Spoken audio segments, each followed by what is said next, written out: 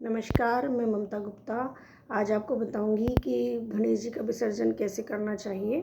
इसके लिए इस जानने से पहले आप मेरे चैनल को सब्सक्राइब कर दें, बेल आइकन को प्रेस कर दें, ताकि आप नई जो भी वीडियो मेरी आने वाली है वो आपका उसका नोटिफिकेशन आपको मिल जाए। गणेश विसर्जन के लिए सबसे पहले जो हमने गणेश जी कितने भी दिन के स्थापित किए हों, 7 दिन के, 10 दिन के, जो भी, तो विसर्जन करने से पहले हमको उनकी आरती करनी चाहिए, दीप पे धूप दीप दिखाकर, और भोग लगाना चाहिए मिठाई का। कोई मीठा बना के घर में मीठा बना सकते हैं, या फिर कोई मिठाई बाजार से लाकर भी उनको भोग में अर्पित कर सकते हैं। अच्छे से धूप दीप दिखाकर उनकी आरती करनी चाहिए, उनको भोग प्रसाद अर्पित करना चाहिए। जब आरती हो जाए उसके बाद उनकी जो मूर्ति है उसको थोड़ी से हल्की सी हिला देते हैं, ताकि वो विसर्जित करने के लिए हिला देते हैं, ताकि वो विसर्जित करने के लिए तैयार हो जाए। उसके बाद जो सारा सामान है, जो कलश में जो कलश हटा देते हैं। अगर आपने कलश स्थापित किया हो तो नारियल है उसका प्रसाद बना लें, और जो पानी है कलश के अंदर उसको घर में पूरे में छिड़काव करना चाहिए।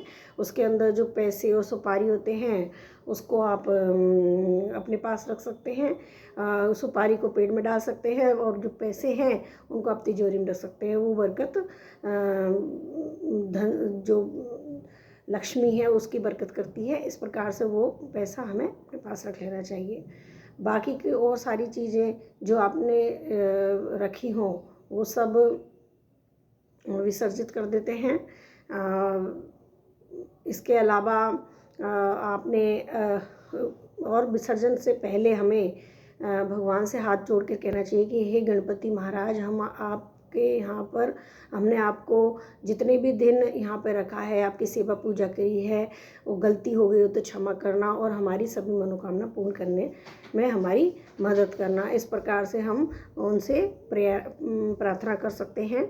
और करने के बाद हमें उनकी आरती करनी चाहिए, और फिर हमें उनको ससम्मान एक दूसरे पट्टे पर, छोटा पटला या आपके पास कोई पट्टा हो तो उस पर गणेश जी भगवान को विराजित करके और पूरे घर का चक्कर लगवाना चाहिए। और ये ध्यान रखना चाहिए कि जब हम घर का चक्कर लगवाएं तो उनका मुंह घर की तरफ होना चाहिए। और फिर पूरे घर का चक्कर लगाने के बाद में हमें, अब जब मुख्य द्वार से बाहर निकलें तब भी उनका मुंह घर के अंदर ही होना चाहिए। अगर आप घर से बाहर कहीं नदी तालाब में विसर्जित करने जा रहे हैं तो फिर आप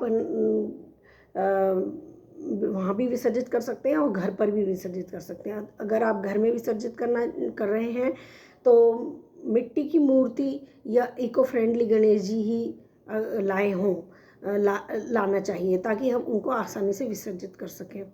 घर में विसर्जित करने के लिए एक बड़े टब में पानी भर लें, और उस पर गुलाब की पंखुड़ियाँ या फूल वगैरह से उनको सुशोभित कर देना चाहिए। फिर उसके बाद में गणेश जी को विसर्जित करने से पहले हमें गणेश जी की आरती करनी चाहिए। कहीं भी बाहर भी अगर हम नदी तालाब में भी विसर्जन करने जाएं तो वहाँ पर भी हमें जो आरती करके ही उनको विसर्जित करना चाहिए। घर पर विसर्जन कर रहे हैं तब भी हमें आरती करनी चाहिए।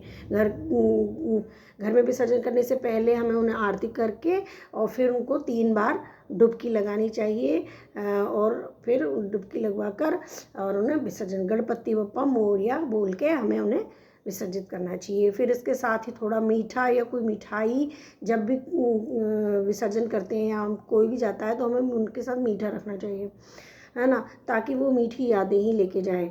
इस तरह से उन पर कोई भी मीठा उसमें हमें जल में प्रवाहित कर देना चाहिए, और इस प्रकार से हम उसका विसर्जन कर सकते हैं घर पर। अगर हमें बाहर करना है तो बाहर भी हमें इसी प्रकार से विसर्जन करना है।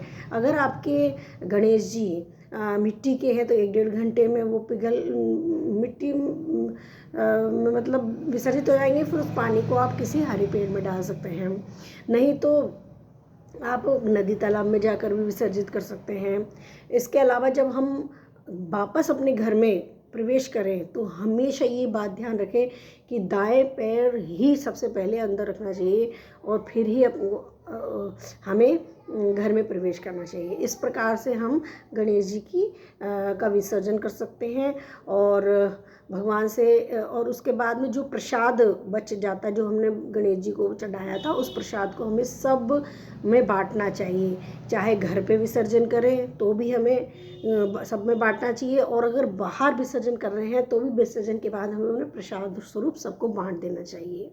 इस प्रकार से विसर्जन क्रिया पूरी हो जाती है। अगर आपको ये मेरा वीडियो अच्छा लगा हो तो प्लीज़ मेरे चैनल को सब्सक्राइब करें, और कोई गलती हो गई हो तो मुझे प्लीज़ बताएं कमेंट करके, ताकि मैं उसमें सुधार कर सकूं।